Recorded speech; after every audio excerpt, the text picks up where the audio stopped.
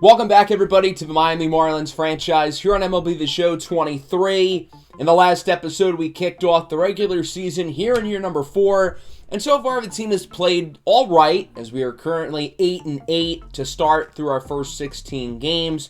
We won our opening day matchup against the Mets, although after that, things kind of fell apart before we swept the Kansas City Royals to get back to 500. Currently putting us in 4th in the division and half a game back at the final wildcard spot, although it's way too early to worry about standings. The offense has been pretty average. We are 12th in runs scored, 18th in runs allowed, but of our 72 runs allowed, only 55 of them have been earned. It's not like we've had a lot of errors. We actually have one of the better defenses in the league, but the errors we have had have been very costly. It could be worse, though. You could be the 1-14 Pirates who have a run differential of about minus 80, and we are only 16 games into the year. The top of the order has been quite good for us. Arise, Bichette, those guys have been producing. Jazz Chisholm's been solid. Woody Landry's playing well. Brian De La Cruz, of course, has been phenomenal up to this point. But we do have some guys struggling, like Nick Fortes, who's only hitting 189. Luis Robert is not here because he is injured. He's going to be out for around the next month or two. So not having him is going to be a big deal. We're going to need these other outfielders to step up. As for the pitching, it's been a mixed bag. Sandy Alcantara has not been great through 4 starts. Edward Cabrera, though, has been phenomenal. And even Yuri Perez has looked good up to this point, which has been really encouraging to see. The bullpen as well, for the most part, has been quite good, too. So we're going to keep on our simulating here. I wanted to face off against the Chicago Cubs here at the end of the month. The Cubs won the World Series last year, so I want to see how we're going to be able to do against, obviously, one of the best teams in baseball. We've got 2 games at home against the Yankees, and then a 6-game road stand against Cleveland and Washington. And Gavin Lux would break his leg. So he's going to be out for 2 to 3 months, and he'll be put on the 60-day IL, likely missing close to half of the season. This is really unfortunate for Gavin Lux, who was starting to play better after a slow start to the year, and injuries have been a problem for him. Within this series, he's never played more than 120 games. It's not like he has low durability either. He just seems to have really bad luck when it comes to injuries, and the timing is unfortunate with him being a free agent in the offseason. That does clear up our crowded infield, but even so, Jacob Berry still has not taken a leap up in year 3 to suggest that he is worth playing every day. So because of that, we're probably going to need somebody from the minors to make an impact. Maybe it could be a Khalil Watson, but so far he has really struggled in AAA, and if he was producing, I would have called him up. Kevin Alcantara could be another guy who's in play, but I decided to call up Esteury Ruiz instead. Alcantara does have 4 homers, but he's only hitting 208 in the minors. We ended up doing fairly well in our simulating stretch, going 5-3. We had multiple games against the Nationals where we scored double-digit runs, but this game against Cleveland, we lost 16-3 with Sandy Alcantara on the mound, whose ERA is at almost 7. I don't want to overreact. He's only pitched 5 games so far, but man, this is not good at all. He does not look like himself one bit. It was good to see the offense produce, though, against Washington. 10 runs in the first game, and another great start from Edward Cabrera, who continues to pitch phenomenally. And then the second game, we won 12-7. The offense certainly needed to produce here, and they certainly did. So we are 13-11 going into this series against the Cubs, and I wanted to pitch in this first game to get a look at Yuri Perez, who has continued to play well. Before the game, though, I decided to change my mind with Kevin Alcantara. I think we're going to call him up here and give him an opportunity. I get that he's hitting 211, but he's hit for decent power. The contact will hopefully come along, and Rob Refsnyder will replace him in AAA. So Kevin Alcantara will be making his big league debut here against the Chicago Cubs, the team who traded him away to us all the way back in the Season 1 trade deadline for Garrett Cooper. In the following offseason, Cooper ended up signing with the Angels, the team who lost to the Cubs last year in the World Series. I'm excited to get a look at Kevin Alcantara today, making his major league debut at 22 years old, batting in the 8 hole, playing left field, wearing number 34 in the City Connects. Alcantara is currently the 8th ranked prospect in the Marlins organization and the 91st ranked prospect in all of baseball. The Marlins, as of now, have 9 top 100 prospects, 3 of whom are in the top 50. Alcantara is the 4th highest position player on the list and the highest outfielder within the Marlins system. He's 6'6". He's a big guy who's a super well-rounded player. He really does not have many major weaknesses to his game. On the mound for the Marlins today is Yuri Perez, making his 5th start of the year. Perez has obviously gotten off to an up-and-down start to his career, but through 4 starts this year, he looks like a different pitcher compared to who he was a season ago. It's been really good to see. Hopefully he can keep it up against a good lineup as he gets Dansby Swanson at the top of the order to strike out looking. Ian Happ, the reigning postseason and World Series MVP, strikes out as well on the fastball. Good work by Perez. That'll bring up Will Smith, who signed with Chicago in the offseason. He crushes this one into left field. Alcantara obviously will not be able to make that play as that one is gone. Will Smith, the Fresh Prince of the Windy City, with his 4th homer of the year, 422 feet, and it's 1-0. That'll bring up the former Marlin, Rowdy Tellez, who strikes out on the fastball. Uri will strike out 3 here in the top of the 1st inning, but he does allow a homer to Will Smith as well.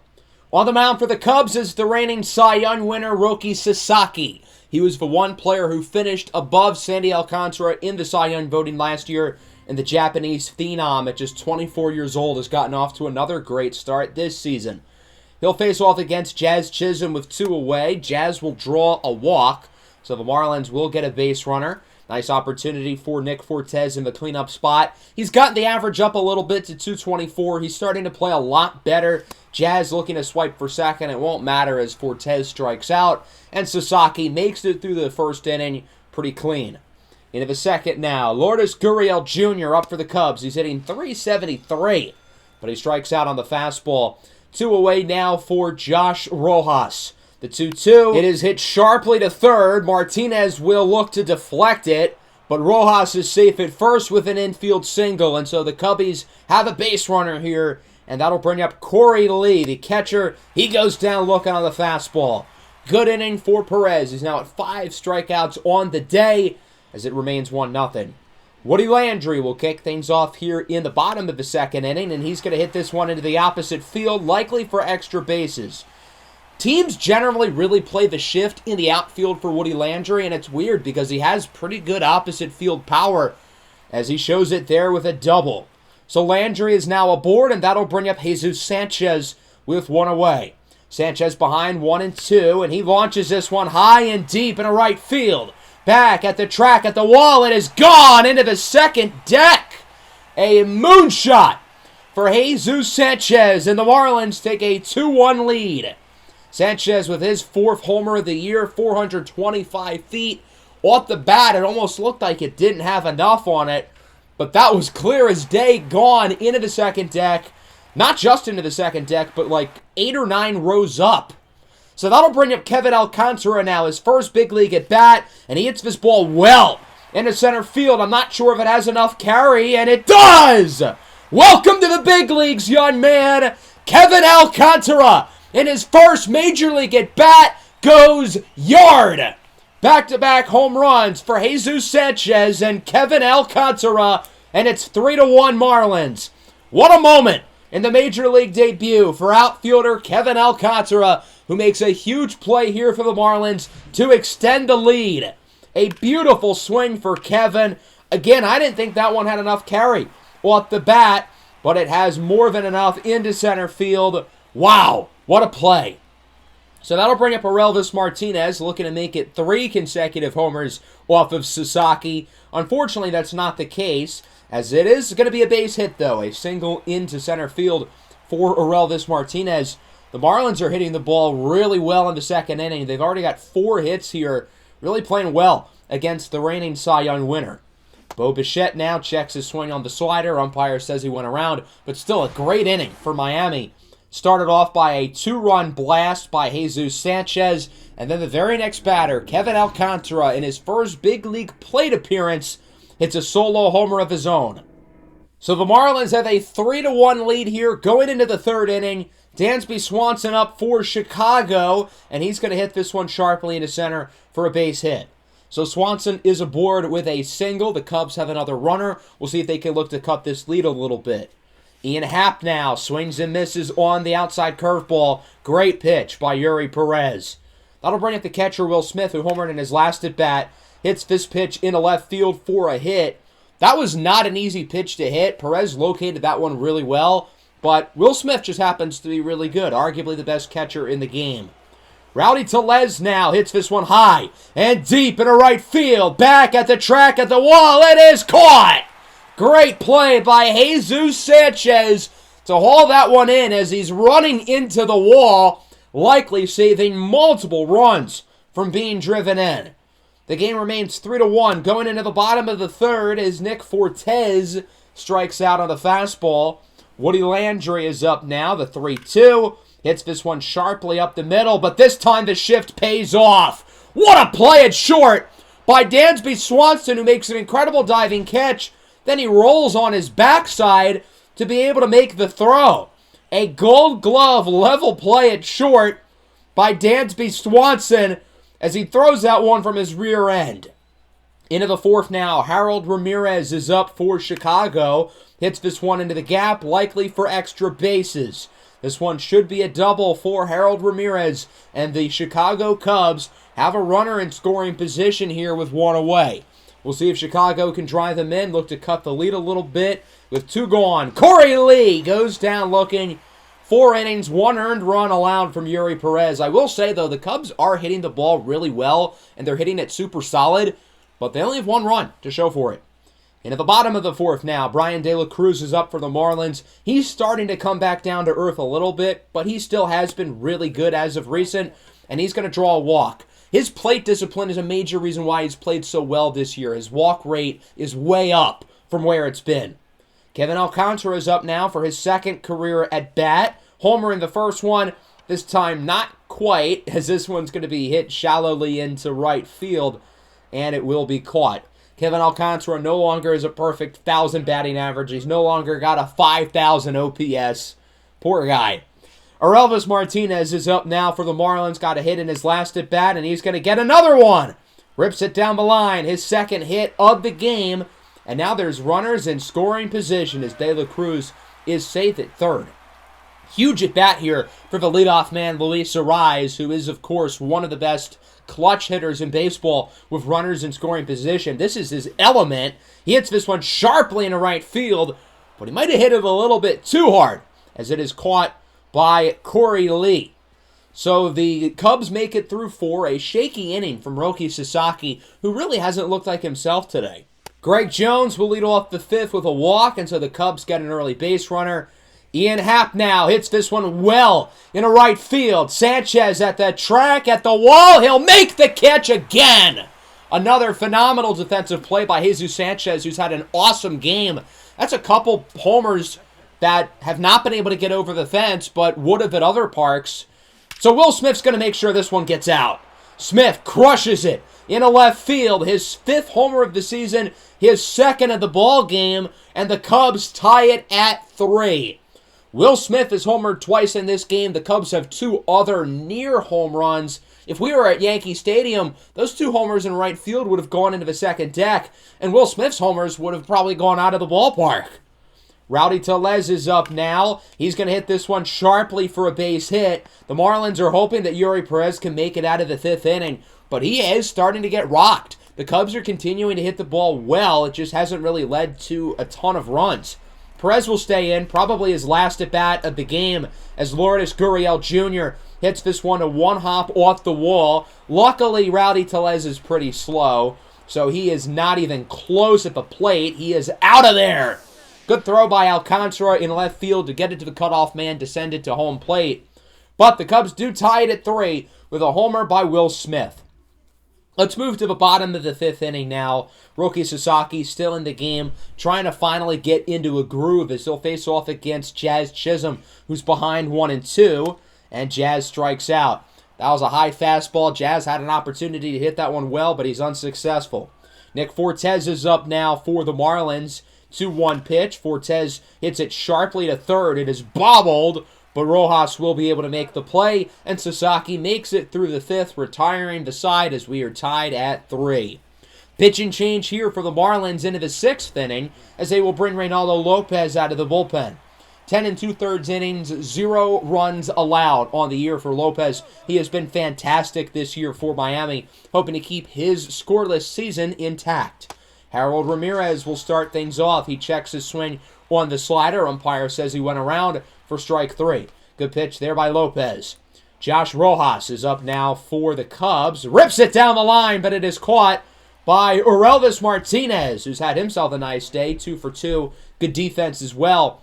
The Cubs are going to make a pitching change here in the bottom of the 6th. The former Marlin, Jordan Holloway, is into the game. Holloway pitched with the team for multiple seasons before the series started as he gets Brian De La Cruz to go down looking on the slider.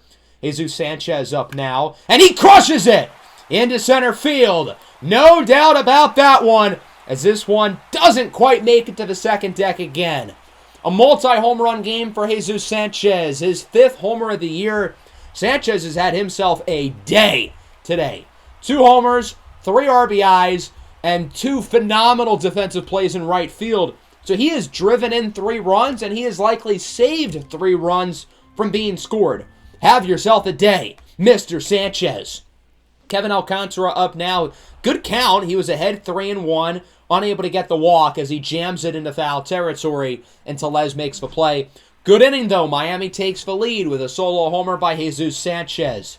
Dylan Tate will come into the game here in the 7th for the Marlins. He as well has not allowed a run this year in 5 2/3 innings. He's been fantastic as Greg Jones hits it down the line. What a play by Woody Landry for out number 1. Great diving snag by Woody.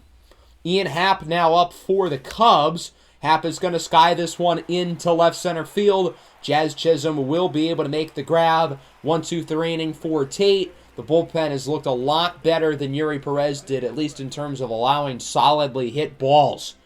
Bottom of the 7th now. Orelvis Martinez is 2 for 2, looking to get his 3rd hit of the game. He's unsuccessful. He gets a fastball right down the middle on a full count, and he's unable to make a play with it.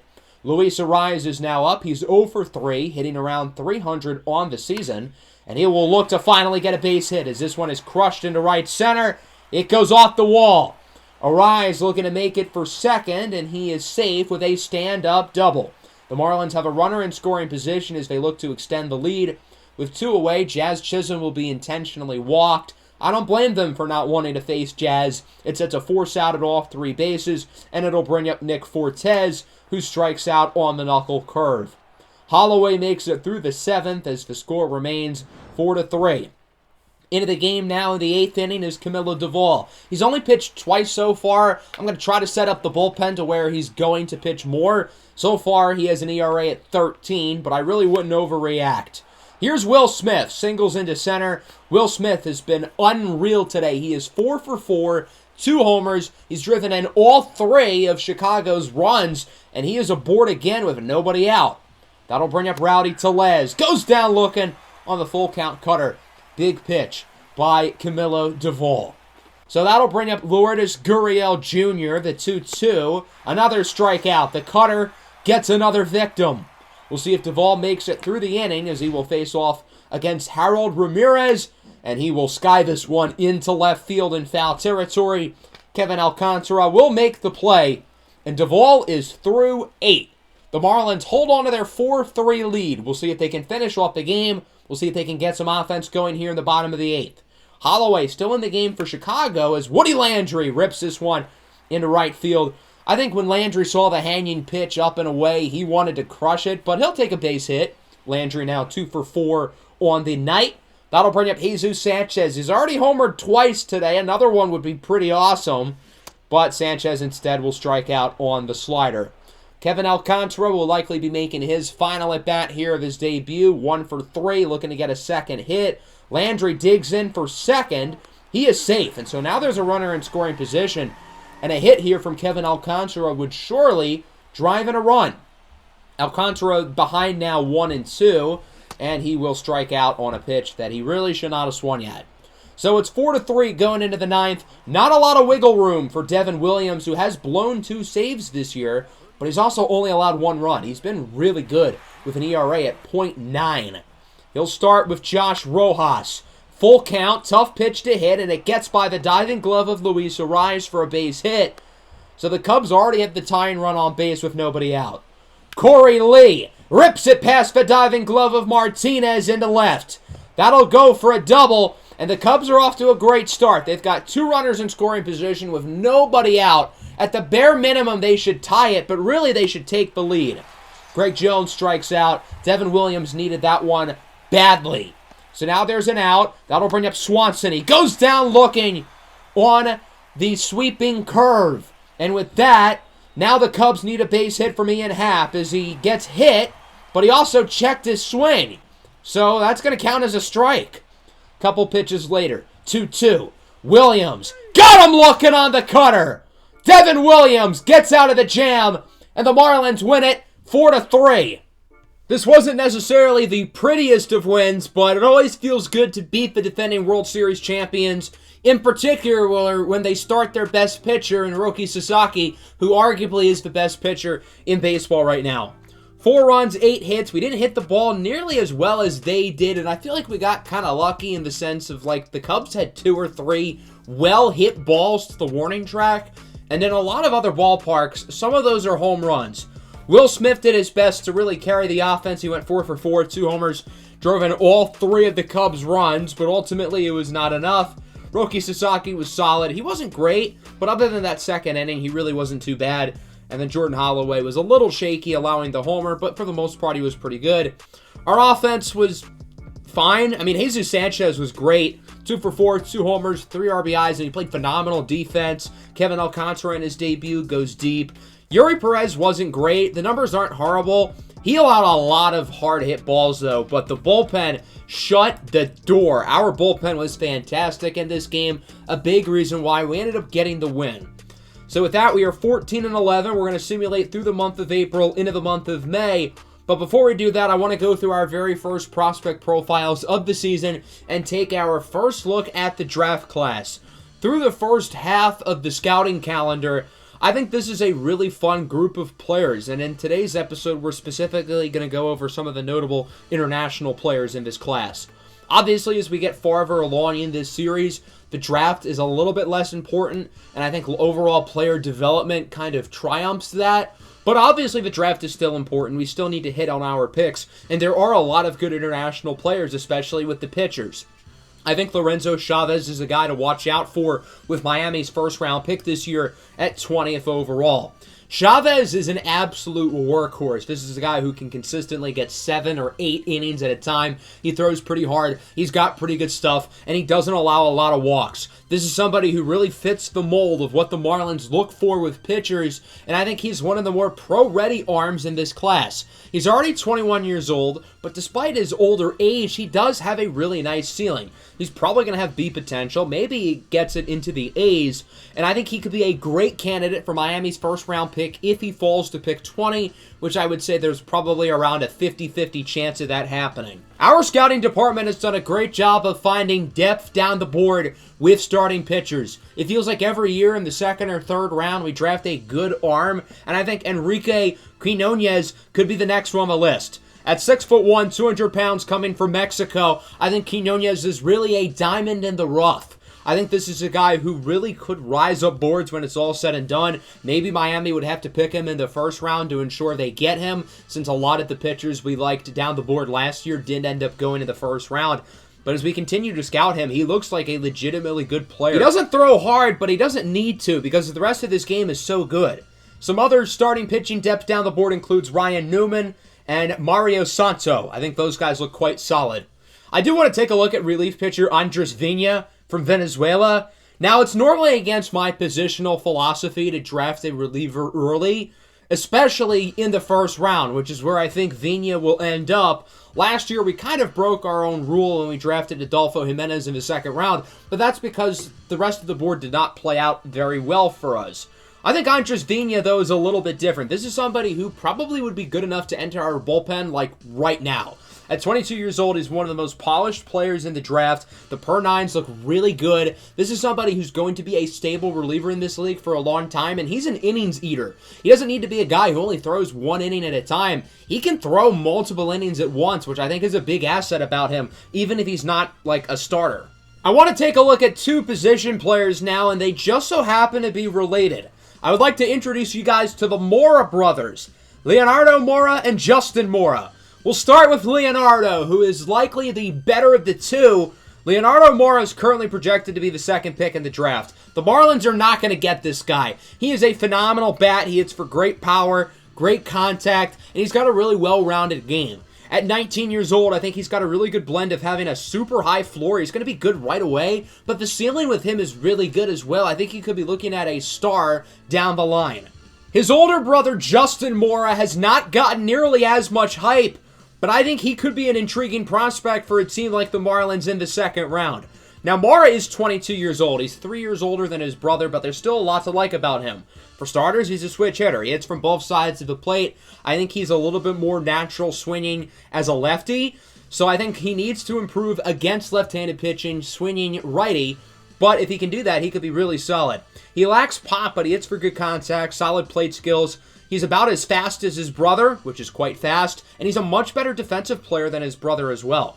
Some other notable international players we did not talk about include Mario Marin, one letter away from being Mario Marlin. He's projected to be the #1 pick, but our scouts actually view him as a major bust. Along with Marin and Mora, there's plenty of other international players at the very top of this draft class, particularly from the Dominican Republic, with shortstop Gustavo Magana, closer Juan Cordova, and first baseman Francisco Bruno. 4 of the top 5 projected players from this class are from the Dominican Republic. Relievers, Robert Mosquera and Leo Zavala are high up here, along with Andres Vina, who we talked about. Stephen Morey is a talented player, as is Eric Ramirez in the outfield, and there are plenty of other good international players down the board as well. Next time around, we're going to go the American route. We're going to look at some of the top high school players in this year's class. So after simulating through the Chicago series, we ended up winning 2 of 3. Sandy Alcantara is back. He threw a complete game shutout, only allowing 2 hits, which is much needed. And then we did quite well against the Milwaukee Brewers as well, taking a couple of those games, bringing us up to 18 and 13. The game I really want to talk about here is this Max Meyer game. Max Meyer got a spot start because Gennaro Miller was a little bit banged up. Meyer went 8 scoreless, only allowing 3 hits. Jazz Chisholm also homered twice as well, but it was really good to see Max Meyer pitch well. With all 5 of our starters pitching fairly well, Meyer has not gotten into the rotation, but we're going to give him some starts for now because Gennaro Miller's been so good offensively. I kind of just want to focus on him as a position player for a few weeks, give him some time off on the mound, and let him play often as a position player, and eventually he'll rejoin the rotation pretty soon. I was originally going to play the Dodgers, but they're really bad. 2 of the 3 pitchers we would face have ERAs in the 10s, and the Dodgers are just not that good of a team. So I figured I'd rather play against the Philadelphia Phillies, who we will likely be competing for a playoff spot against. So during our simulation, we would get some good injury news. Connor Prelip, who got hurt in spring training, is back. We don't really have a spot for him on the big league roster, so we're going to option him to AAA. But lucky for Prelip, he'll be right back up because Max Meyer suffered a sprained elbow ligament. He'll be out for a week or 2. So Connor Prelip will return to the big leagues, and Gennaro Miller will get his spot in the rotation back. Nick Fortes has broken his foot. He'll be out for a month or 2. The injury bug has really hit the Marlins hard this season. Fortes obviously started the season off really poorly. Then he was starting to play well, but now he's been struggling again. He's only hitting 195, so he's going to be on the IL. Luckily, Austin Wells has played pretty well as the backup, and we're going to call up Ivan Herrera as well. We also always have the option to have Woody Landry catch because he can do that. We can always send one of those catchers back down and maybe call up a guy like Ryan Poles from the minors who's been really good. So Connor Prelip is now officially healthy, but right when that happens, Jordan Hicks tears his labrum and will be done for the year. Wow, that is a big loss to the bullpen. Jordan Hicks is a good player who's had different roles every year he's been with this team, but he's been really good. This season, no different, with an ERA barely above 2. Hicks has a player option next year, which I assume he's going to accept now because the market for him is not going to be any better thanks to him coming off a long injury. I could have called up one of our vets like Braxton Garrett or Yusei Kikuchi, but we're actually going to call up 19-year-old Steven Alez. He's been really good in AAA. He's not even on the 40-man roster, but we're going to bring him up. He's going to be used as a long reliever. I don't think he's going to stay with the big league team for all that long. When Max Meyer comes back, he'll probably go down to AAA, but I figured I'd give him an opportunity in the majors. Despite all of our injuries, we ended up doing quite well during the 10 games we simmed, going 7-3, winning all 3 series. We took 2 of 3 against the Dodgers, 2 of 3 against the Rockies, and then 3 of 4 against the Nationals. Over that few-week stretch, I noticed some trends. Some of the guys who started the year off hot have cooled down. Yuri Perez is no longer pitching all that well. Brian De La Cruz is still hitting .350, but the power's gone down. but there are some guys who've been playing really well. Jacob Berry finally looks like a big leaguer. He's been great. Austin Wells is producing. Jazz Chisholm is really starting to catch his stride. But the guy who made the most noise during this past stretch was Woody Landry. Woody has turned into an all-out superstar. In this 12-0 win against the Nationals, he homered 3 times, and then he homered in one of the later games in the series as well. Woody is now hitting .327 with a team-high 12 homers, 29 RBIs. The OPS is now just above 1,000. Woody Landry here in his second season is really blossoming into a great player. He already has a WAR at 1.6. He should shatter his total from last year well before the All-Star break. It has been great to see him really turn a corner and turn into a great player. We're 25-16 headed into our series against the Phillies, who are currently 1 game ahead of us. We're currently the top 2 wild card teams because the Atlanta Braves are back. They are really, really good. So I think this 3-game set in Philadelphia is going to prove to be extra important. And I wanted to pitch in this first game because the pitching matchup is really good. I know we've already pitched with Edward Cabrera this year, but a Cabrera and Wheeler matchup is going to be too much to pass up, considering the other pitching matchups are not as good. So here we go, a huge 3-game set here at Citizens Bank Ballpark. The Marlins facing off against the Phillies. The Marlins are 25-16, now a quarter of the way through the season, while the Phillies are a game ahead at 26-15. The Marlins lineup obviously does not look like it normally does, with Luis Robert, Nick Fortes, and Gavin Lux all injured. Let's get a look at Zach Wheeler, who's on the mound for the Phillies. 3.49 ERA, 1.04 whip. He's had a pretty good season. And before the game, the Phillies would make a substitution at third base. Dara O'Monahan was scheduled to start at third base. He's now being replaced by Rafael Lantigua. I was a little bit confused by this until I saw the Phillies stats. So Dara O'Monahan has played every game, and he has 0 at-bats this year. Okay then, MLB The Show, you can do you. Replace him with a guy who's hitting 170. Genius stuff. Luis Ariz at the top of the order, leading things off here for the Marlins. He's only hitting .297, but he's hit for really good power over these last few weeks for his standards as he draws a walk. That'll bring up Bo Bichette, who has cooled off after a hot start. He's still playing well, though, hitting .271. Pretty high on the team in terms of homers, OPS, all that stuff. But he strikes out on the curveball. Good pitch by Wheeler. Woody Landry's up now. Obviously, he has been phenomenal through the month of May. He's probably been the best hitter in the National League so far this month. He hits this ball sharply into right center field. That pitch wasn't even in the strike zone, and it's going to go off the wall. A big double for Woody Landry, and the Marlins have 2 runners in scoring position. If Ariz was hustling on the bases, he probably would have scored. Big at bat here for Brian De La Cruz, who grounds it right up the middle. Wheeler will make the play, and the Marlins leave 2 runners in scoring position. Not ideal. Let's get a look at Edward Cabrera, who continues to dominate. He's been the best pitcher on the Marlins this year, and it's not very close. 4-1 record, 2.18 ERA, 1.21 whip. Among qualified starters, he allowed the least home runs in the major leagues last year by far, and through 45 1/3 innings, he's allowed 1 homer all season, and that was in the last episode in the game that we played against the Padres with Fernando Tatis going deep. He'll strike out Brandon Marsh to start the game. Bryson Stott now rips it up the middle. That'll go for a hit. And the Phillies have a base runner, and a speedy one at that. Stott's got some wheels. That'll bring up the heart of the order. We'll start with Juan Soto. Grounds it right over to second. Chisholm to Bichette over to Luis Ariz. It's a 4-6-3 double play. Ariz is playing first today, not Woody Landry. Woody's kind of tired out, but since he's been playing so well, we don't want to give him an off day quite yet. Jacob Berry's up here in the second. He's been playing really well in the month of May, finally producing as a big leaguer.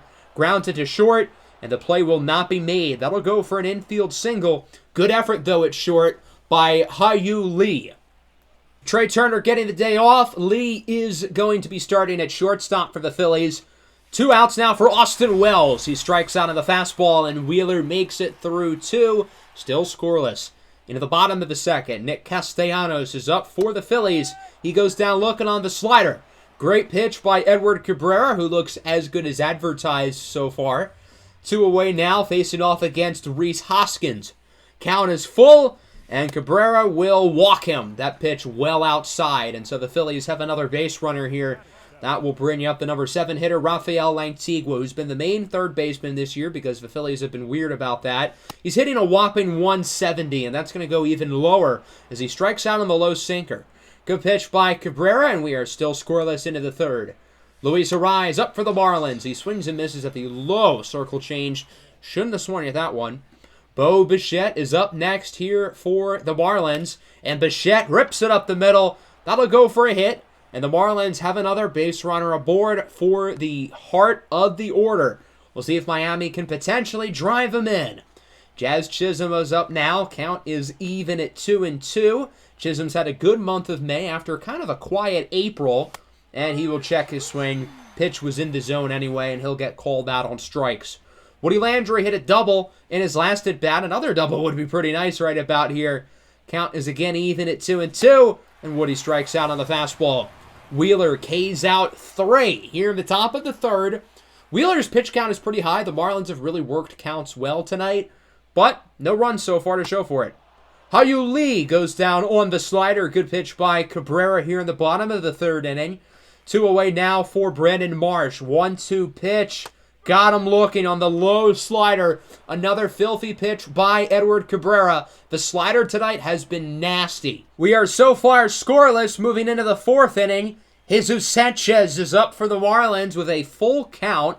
Sanchez, of course, hit 2 homers earlier. Thought he drew a walk. Umpire says otherwise. Jesus Sanchez continues to have the biggest and most unfair strike zone in all of baseball. Bottom 4, Bryson Stott singles it into center field. And the Phillies get their second hit of the day, both of which are off the bat of Bryson Stott. Nobody out, and again, the heat of the order. Soto and Harper due up for the Phillies. We'll start with Soto, who strikes out on the low fastball. Juan Soto does not swing his stuff out of his zone, but Edward Cabrera fools him. Bryce Harper now gets a hanging pitch, and he grounds it right to first. 3-6-3 double play. Good defense by Arraez and Bichette. 4 scoreless innings for Edward Cabrera, continuing his Cy Young-esque campaign as he continues to look like one of the 5 best pitchers in baseball. Austin Wells strikes out on the curveball. Good pitch by Wheeler for the second out of the inning. Wheeler's pitch count is somehow already in the triple digits, whereas Edward Cabrera's isn't even at like 60 yet. Luis Arraez of 2 away hits it well into right center field. Brandon Marsh is going to follow under it, and he'll make the play. No score here through the middle of the 5th inning. It feels like every time these two teams play against each other, at least in games that I play, they end up being super low scoring. Today, no different. Into the bottom of the 5th, 1 away here for Rhys Hoskins. Cabrera looking to make quick work here of the middle of the Phillies lineup as Hoskins strikes out on the slider. The slider continues to be the go-to pitch tonight, especially with 2 strikes for Cabrera. He strikes out Rafael Lantigua, this time on the curveball. 5 scoreless for Cabrera. We've got one hell of a pitcher's duel between Zach Wheeler and Edward Cabrera. I will say, though, with Cabrera's pitch count being significantly lower, I trust that he's going to be able to last longer. Pause, which definitely bodes well for the Marlins. 1-1 pitch here for Bo Bichette. It's inside. On the pitch, though, Zach Wheeler suffered an undisclosed injury. We know nothing about said injury other than the fact that he's hurt. I don't really like the mysteriousness of this for the Phillies. That's really bad news. He'll be taken out of the game and replaced by Eric Ullman. So Wheeler will finish the day with 5 scoreless innings and an untimely exit. Bo Bichette, a couple pitches later, singles into left field. His second hit of the game, and the Marlins have a base runner to open up the 6th inning. What a perfect opportunity to get some runs with Wheeler out of the game, the sweet spot of the order due up. Now Woody Landry is at the plate for the Marlins. He swings and misses at the low and inside fastball. Had no business swinging at that pitch whatsoever. He's rightfully frustrated with himself. De La Cruz now pops this one into right. It could drop, and it will be caught. So Eric Ullman makes it through the 6th after coming into the game seemingly out of nowhere. And we go to the bottom of the 6th. Hao-Yu Lee up for the Phillies. Hits this one sharply to second. Jazz Chisholm makes the play for out number 2. The Phillies still only have 2 hits in this game, along with 1 walk. Their offense has just got nothing going. Cabrera gets Marsh to go down on the slider, and through 6, this game is still scoreless, with Edward Cabrera showing no signs of slowing down. He looks like a tank right now that cannot be stopped. Let's move into the 7th inning now. The Marlins with 4 hits today, the Phillies with just 2. Will anybody get something going? Jesus Sanchez strikes out on the curveball to open up the inning. That'll bring us to Jacob Berry. 1 of the 4 hits today for the Marlins have come from him. Gonna look to get a second one. He hits it sharply into center. but he hit the ball too well, and it reaches Brandon Marsh in time. Gennaro Miller now up for the Marlins, still hitting over 300 on the year. He has a full count, and rockets this one into center field for a hit. Okay, we've got a base runner here. We'll see if the Marlins can capitalize. Austin Wells is due up. I get that he's hitting like 350, but the Marlins trust Anthony Santander a little bit more, even with his struggles. And that decision looks like it might have just paid off mightily. Santander hits it into the gap. It goes off the wall. Gennaro Miller on his high horse rounds third, heads home, and there will be no relay throw from Stott. It's an RBI double for Tony Tater. He's off the bench. And Anthony Santander finally gets some runs on the board, but the offense is going to keep on coming. Arise rips it down the line into right field. Santander will score, and the Marlins take a 2-0 lead off of the RBI double by Luis Arise. The offense has awoken. Here in the 7th inning, they're now making some plays. Eric Ullman will be taken out of the game. He'll be replaced by the veteran lefty, Matt Strahm, who faces off against Bo Bichette, looking for hit number 3. Grounded to second. Good play by Stott. Great inning, though, for the Marlins. You finally got some offense, and you didn't just drive one in. You got 2 off of a pair of RBI doubles by Anthony Santander and Luis Arise. Bottom 7, Stott flies it into left. He's the only Philly with a hit so far, and now he can't even get on. So what are the Phillies going to do if nobody on their team is hitting? Well, let me introduce you to a guy named Juan Soto, because he launches this ball into right center field, and that one is way out of here. Just the second home run that Edward Cabrera has allowed all season long, and the first of which since the first week of April. Cabrera has not allowed a homer in the last month and a half. That's insane. The following batter, Bryce Harper, hits it into the gap. De La Cruz misplays it, and that'll go for extra bases. So all of a sudden, the Phillies get a homer and a double, and the Marlins are going to make the decision of taking Edward Cabrera out of the game. We were going to continue to have Cabrera pitching, but after allowing 2 very solidly hit balls, it's pretty clear that he's starting to run out of steam, and we're going to take him out before things kind of fall off the rails. Camilo Doval will come in to replace him. He's pitched a little bit more as of recent, and he's been fine over the last couple of weeks as he fools Castellanos on the outside slider for the second out of the inning. That'll bring up the first baseman, Rhys Hoskins, with a huge at-bat. Base hit ties the game. Hoskins swinging a miss on the slider, and Camilo Doval gets through the 7th. So a pretty busy inning. The Marlins score 2. The Phillies get 1 right back off of the homer by Juan Soto.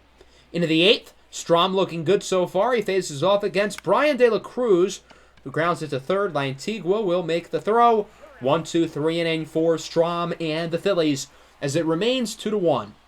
Into the bottom of the 8th, Joe Mack, former Marlins prospect, checks his swing on the sinker. Mack was acquired in this past offseason from the Giants, who got him the prior offseason from us. Ha-Yu Lee goes down looking as well. Doval makes it through the 8th as the Marlins lead it 2-1. The lefty, Gregory Soto, is in for the Phillies. He's allowed 7 runs so far in a little over 9 innings. Not a great track record, but it's not like the Marlins' offense has been all that good today. Jacob Berry strikes out on the fastball. Kevin Alcantara coming in off the bench. Threw around 30 at-bats. He's been pretty good so far, but he goes down looking. Soto makes it through the top of the 9th.